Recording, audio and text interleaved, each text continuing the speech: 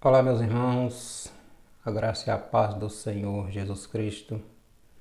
Cláudio Souza, hoje trazendo o nosso resumo sobre a nossa quinta lição da nossa revista de jovens Escola Bíblica Dominical desse primeiro trimestre de 2023.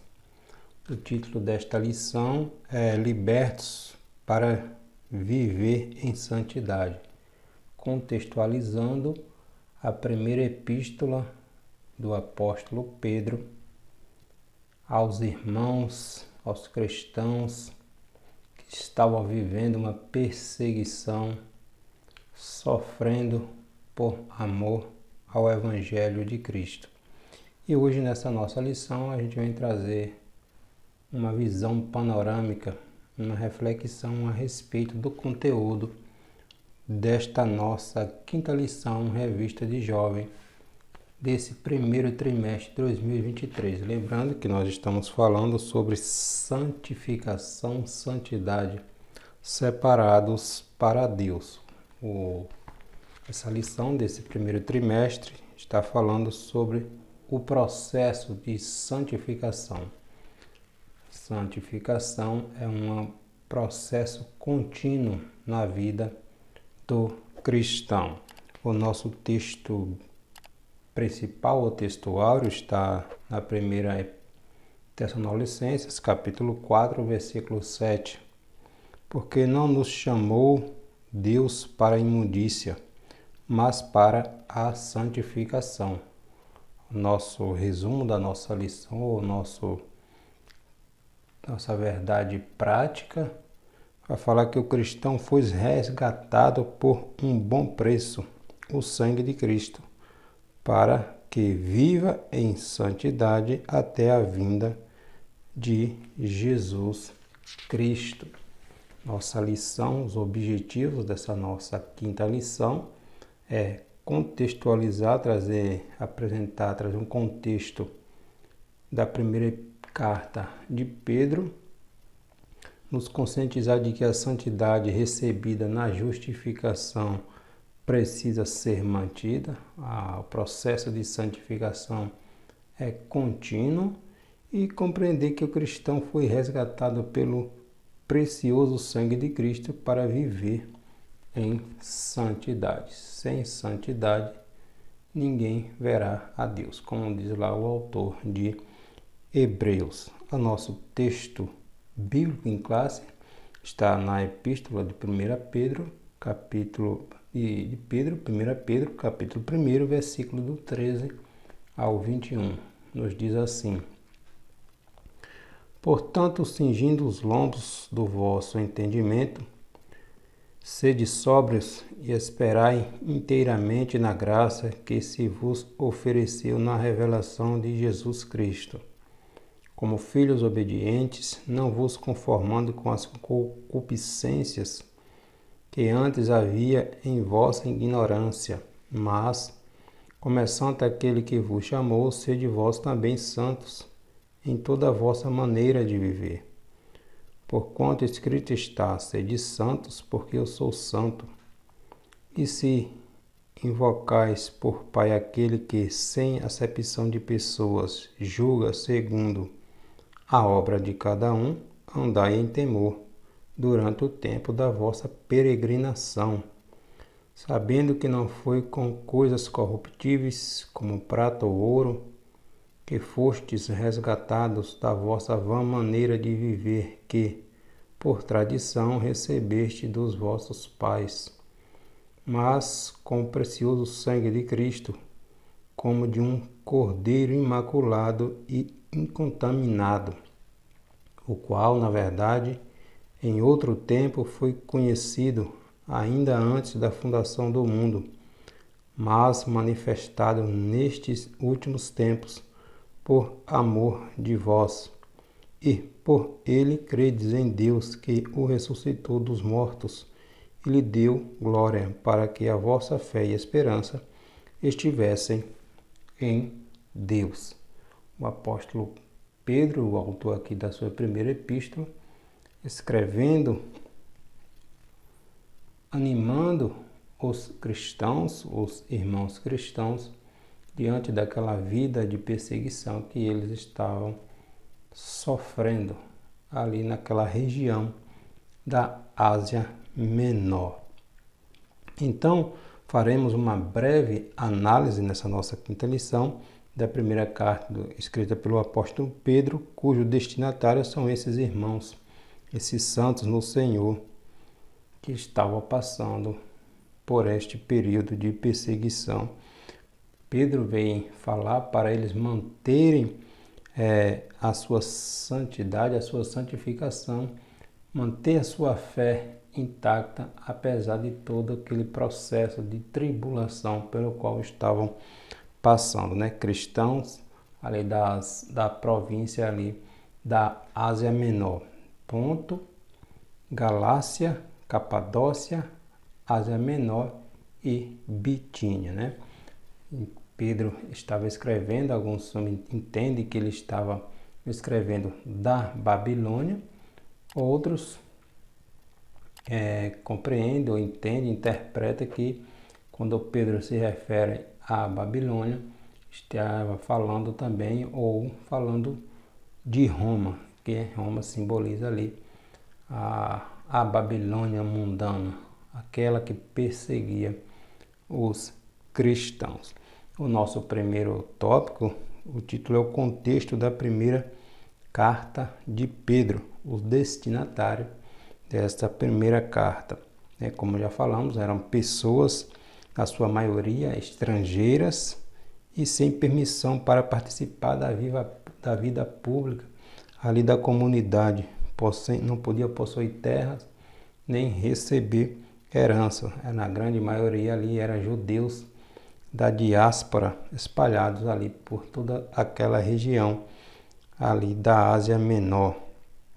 Então, cristãos que possivelmente ouviram ali a pregação, o discurso de Pedro, aquele avivamento ali no dia de Pentecostes, pois existia várias pessoas de várias nacionalidades, e com a perseguição logo depois por parte dos romanos, os cristãos, nós vemos isso lá em Atos capítulo 8, com a perseguição os irmãos tiveram que fugir de Jerusalém para poupar a sua vida, ficando ali somente os apóstolos. Então, seguiram para suas terras, seus países, com aquela mensagem no coração, a mensagem do avivamento ardendo em seus corações, e a mensagem do Evangelho de Cristo foi se expandindo, como o Senhor Jesus Cristo mesmo havia orientado, né, que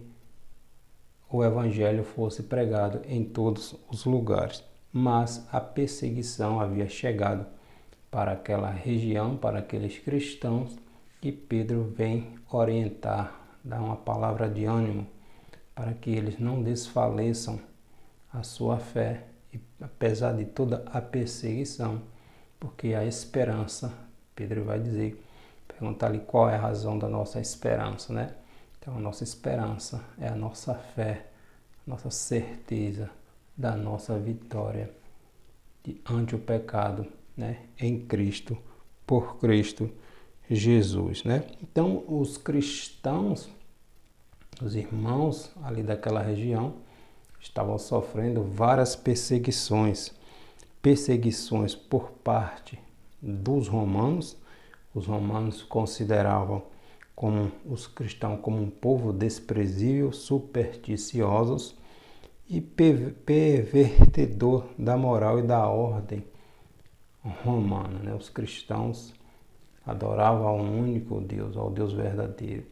E o povo era uma região onde adorava vários deuses, e o cristão adorava somente a Deus. Existia a perseguição também por parte dos judeus, né? Perseguiam os cristãos por motivos religiosos e políticos. Os judeus, em algumas situações, para manter a boa relação ali com os romanos, para manter o poder, denunciavam os cristãos às autoridades. Já visto ali, nós temos um exemplo bem claro como o sinédrio, os fariseus, os saduceus se reuniram, a elite religiosa de Jerusalém, como perseguiram Jesus Cristo, né? Tentando matar, prender o Senhor Jesus Cristo de todas as maneiras, porque Jesus Cristo, de certa forma, era uma ameaça ao poder que eles tinham sobre o povo, né? O relacionamento que eles tinham com Roma. Então, aquela elite religiosa, legalista, tentaram de todas as formas neutralizar o ministério, a obra que Jesus estava fazendo, né? E culminou ali com a morte de Cristo. Estava tudo determinado, Jesus sim iria pagar o preço por mim e por você. Mas os líderes religiosos fizeram de tudo para manter o seu poder diante da comunidade cristã, né? E levaram o Senhor Jesus Cristo à cruz. Então existia a perseguição por parte dos romanos, por parte dos líderes religiosos, judeus, e também a perseguição pela própria população local ali, né? Por motivos sociais. Na grande maioria, os cristãos não se misturavam, porque tudo naquela comunidade, no meio daquele povo, era envolvido em vários deuses. Nós observamos que depois que o povo judeu foi levado para o cativeiro na Babilônia, por causa principalmente ali da idolatria, Deus tratou desta parte da idolatria. Nunca mais nós vemos na história da Bíblia o povo judeu adorando outro Deus que não fosse o Deus único, o Deus verdadeiro. Os judeus ali no tempo de Jesus tinham vários defeitos, mas nós não vemos eles adorando outros deuses que não fosse somente o Senhor Javé. E os cristãos, obviamente, tudo que naquela comunidade envolvia esses deuses. E os cristãos não se misturavam. Por quê? Porque para não adorar a esses deuses, ter que adorar esses deuses. Então, por causa dessa situação, os cristãos mantinham-se separados. E aquele povo achava que os cristãos estavam se sentindo superior, não se misturavam, acabou criando esse atrito, né? E tornou-se um povo para aquela comunidade. Os cristãos se tornou um povo desprezível, um povo separado, um povo que era tratado com todo tipo de perseguição possível, né? Assim também é hoje. Nós não devemos nos misturar, porque nós somos um povo separado, uma nação eleita, né? Separado para o Senhor. Então é preciso a gente fazer essa distinção. Por que existe tanta perseguição hoje contra a Igreja de Cristo? Com essa mistura exagerada que existe aí, né? Falando que Deus está em todo lugar, tudo é Deus, e não é assim que a palavra de Deus nos ensina, né? Deus é único e nós devemos adorar ao nosso único e verdadeiro Deus. Então, por causa desta exclusividade, né, ao Senhor Jesus Cristo, os cristãos estavam sofrendo uma grande perseguição, e o apóstolo Pedro vem escrever para animar, para encorajar, que apesar de tudo, apesar das circunstâncias, a recompensa viria, né? Deus traria juízo todas as coisas. Então existia esta perseguição por parte dos judeus, né, dos romanos e da comunidade ali local, né?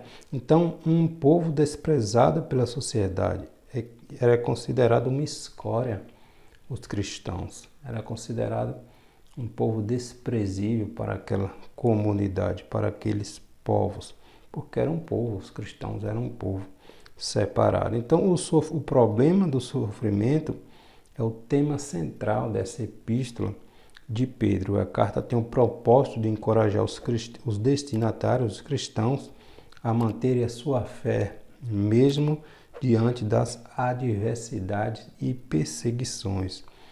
Situação difícil que os irmãos estavam vivendo ali e Pedro vem encorajá-lo a manterem-se firmes, manter a sua fé, apesar das vicissitudes. Eram comuns os cristãos serem caluniados injustamente e o principal motivo para as calúnias era o seu estilo de vida separado da sociedade, daquele povo que adorava todo tipo de coisa, menos o Deus verdadeiro, né? Então, ser um povo alegre em meio a tantas adversidades somente é possível a pessoas que experimentaram uma vida de santidade e de grande intimidade com Deus.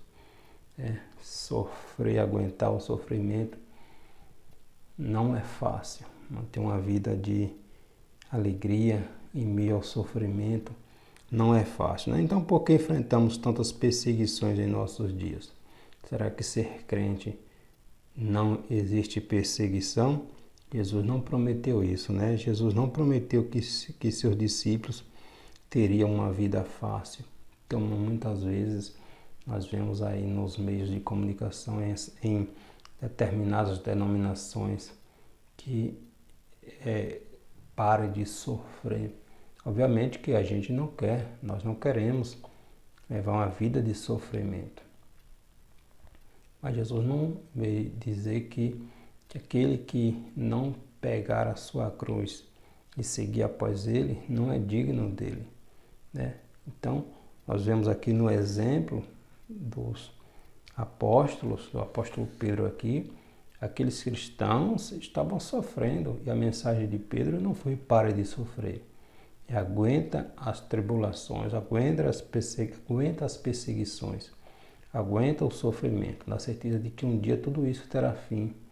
Nossa recompensa não é aqui terrena, é na glória, né? Por isso o mundo não compreende esse exclusivismo a Deus, porque nós temos a mente de Cristo, nós temos uma mente santa, uma mente que está voltada para Deus, e isso é loucura para o mundo não vai compreender, nunca vai compreender. Por isso a igreja cristã, a igreja de Cristo, sempre foi tão perseguida, é tão perseguida, né?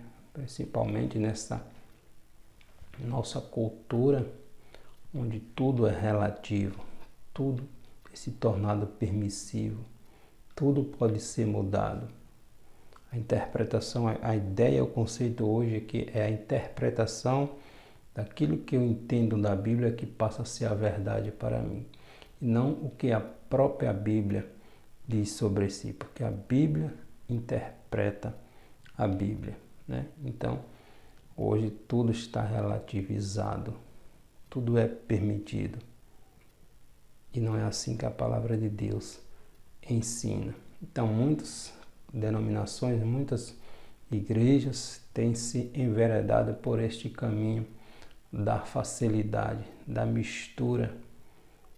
E não é assim que a palavra de Deus nos ensina. Então, Pedro, escrevendo a sua primeira carta, numa época em que os crentes estavam enfrentando diversas provações, de sorte que o seu propósito de Pedro é reavivar neles a alegria na esperança da salvação, além de instruí-lo sobre como viver em diferentes contextos sociais enquanto cidadãos ou empregados ou membros de uma comunidade, de uma família, de uma igreja. há orientações nesta epístola de Pedro de como os cristãos, os irmãos, deveriam viver, suportando as aflições da vida e dando glória na certeza de que um dia todo esse sofrimento chegaria ao fim. Então, vida cristã não é uma vida sem problemas, sem perseguições, né? Então a gente precisa compreender isto também. O nosso segundo tópico, o título é: a santificação recebida na justificação deve ser mantida. Ou seja, aceitamos a Jesus hoje, somos justificados, regenerados, mas o processo de santificação tem que ser continuamente em nossa vida, né? Então, o texto que lemos na leitura bíblica ali de 1 Pedro, capítulo 1, versículo 13 ao 21, faz parte de uma seção maior que fala sobre o novo status do cristão e suas consequências, né? A partir do momento em que aceitamos ao Senhor Jesus Cristo, tornamos-nos nova criatura, uma mudança de pensamento, uma mudança de atitude, uma mudança de comportamento, né? Precisamos aprender agora a ser discípulos de Cristo, a seguir os mandamentos do Senhor, ter uma mente transformada, não mais escravo do pecado. Então, após a indicação das bênçãos da salvação e o louvor prestados a Deus pela sua bondade e misericórdia em conceder a sua graça, vemos os imperativos que alertam para o desenvolvimento de uma santidade contínua e progressiva que liberta o cristão da antiga vida de escravidão, do pecado. A justificação e a regeneração ali no ato da conversão, né, que são acompanhadas da santificação inicial ali no momento da conversão, deve levar o cristão salvo a uma conduta santa, contínua e progressiva, até chegar, como vai dizer o apóstolo Paulo lá em Efésios capítulo 4, versículo 13, até chegarmos à estatura de varão perfeito, obviamente quando chegarmos no céu. Então, novamente recapitulando, aceitamos ao Senhor Jesus Cristo hoje, nos tornamos justificados, regenerados e santos de imediato. O exemplo claro é quando aquele homem que estava na cruz ali ao lado de Jesus disse: Senhor, lembra de mim quando entrares no teu reino. Jesus disse: hoje mesmo estará comigo no paraíso. Então, aquele homem reconheceu o Senhor Jesus como Salvador. Jesus disse: hoje mesmo. Então, de imediato ele foi justificado, né? De imediato ele foi perdoado e foi levado para o paraíso. Mas se ele continuasse, se ele não morresse, ele teria que seguir um processo de santificação contínua.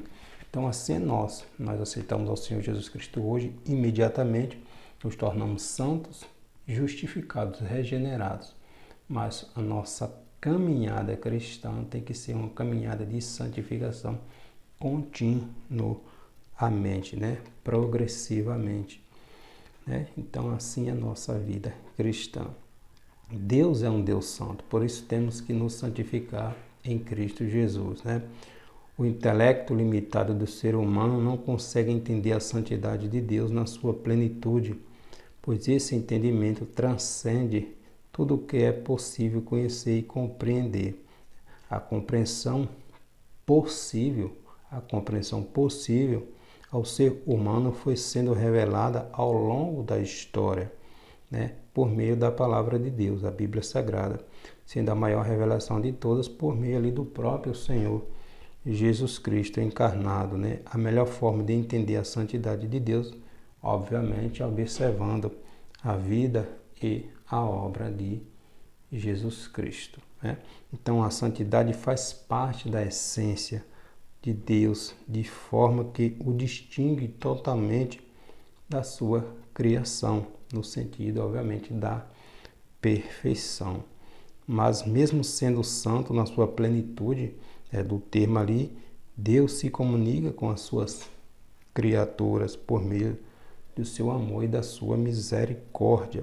Por isso nos convida para também sermos separados, buscarmos a pureza de uma vida santa, fazendo a diferença nesta sociedade tão corrompida e desestruturada.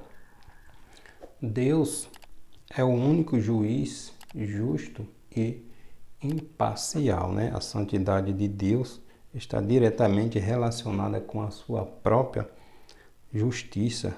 Ele é o único juiz que julga de forma plenamente justa e julgará todos os seres humanos. O julgamento de Deus tem a garantia da justiça plena, porque será de acordo com o padrão da sua santidade, né? Nós estamos falando de santificação recebida na justificação e deve ser mantida. Nós somos santificados no ato da justificação, e essa santidade, esse processo de santificação deve ser mantida, porque Deus é um Deus justo, é um Deus santo. Então, todo cristão tem que manter-se, buscar sempre manter a sua santificação, a sua santidade progressivamente, continuamente. Deus conhece todas as coisas, inclusive as intenções e as motivações de cada pessoa. Por isso, ele pode tomar decisões justas e imparciais. Deus conhece todas as intenções do nosso coração. Por isso, o salmista vai dizer lá no Salmo de 139, Deus sonda o coração. Deus sabe o mais profundo, está mais lá no interior do nosso ser. Deus sonda, conhece, esquadrinha, esmiuça todas as coisas. Então Deus conhece tudo. Então Ele é o justo juiz e imparcial. Então o julgamento de Deus não tem somente o sentido escatológico, ou no período lá tivermos que comparecer diante do Senhor, mas constantemente por meio do seu Santo Espírito e sua palavra, que esquadrinha o coração do ser humano para que haja uma consciência em nós dos pecados cometidos e nos arrependamos, né? Com vista ao arrependimento, a mudança de comportamento, de atitude, e levá-lo obviamente, a um crescimento em santidade, um crescimento espiritual, em intimidade com Deus. E finalizando o nosso terceiro tópico, a santidade que liberta, o preço do resgate pela liberdade em Cristo Jesus. O fundamento para a liberdade, obviamente, ou o preço para a liberdade, o fundamento dessa liberdade é o resgate, né? Esse processo de resgate de alguém que não tinha liberdade era muito comum na época, ali no período dos escritos bíblicos. A escravidão, a servidão eram práticas comuns, havendo várias formas para uma pessoa se tornar um escravo. O escravo ficava submetido ao controle de uma outra pessoa e não tinha nenhuma liberdade para fazer uso de sua vontade ou tomar uma decisão própria. Quem decidia por ele era o seu dono. E isso ocorria porque o escravo não possuía recursos adequados para comprar sua liberdade, o que seria possível somente mediante a intervenção de um terceiro por meio do pagamento do resgate. Nós vemos lá no exemplo da epístola, na carta de Paulo a Filemon. Filemon era um senhor de escravo cristão convertido, possivelmente ali com a pregação de Paulo, e Onésimo era um escravo de Filemon que havia fugido e tinha se encontrado com Paulo, obviamente ouvido Paulo ministrar ali, e aceitou o Senhor Jesus Cristo. E Paulo envia Onésimo de volta a Filemon, o seu senhor, orientando Filemon a tratar Onésimo não como mais um escravo, mas como um irmão, né, em Cristo Jesus. Então era um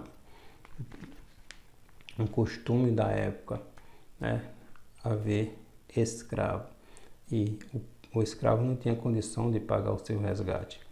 Era preciso uma terceira pessoa exercer essa compra para dar liberdade ao escravo, né? Então, no Novo Testamento, esse fato é comparado com a posição do ser humano sem Deus. Cristo como o único que teria condição de pagar pelo resgate de toda a humanidade, não com coisas corruptíveis, mas com seu próprio sangue vertido na cruz.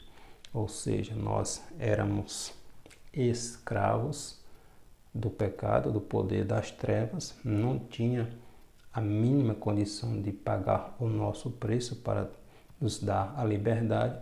Então Deus envia seu Filho para morrer em nosso lugar, para nos resgatar. O preço da nossa redenção foi o sangue de Jesus derramado, vertido ali no Calvário. Então os destinatários da carta não tinham recursos nem ninguém para defendê-lo nos tribunais romanos, mas no tribunal de Deus eles teriam um sublime advogado.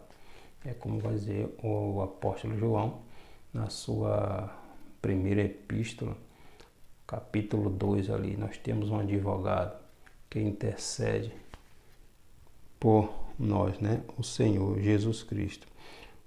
O Senhor Jesus Cristo é nosso advogado fiel. O cristão é resgatado para ser livre, não mais escravo, né? Jesus, o Cordeiro de Deus, que tira o pecado do mundo, como vai dizer lá João 1:29, né?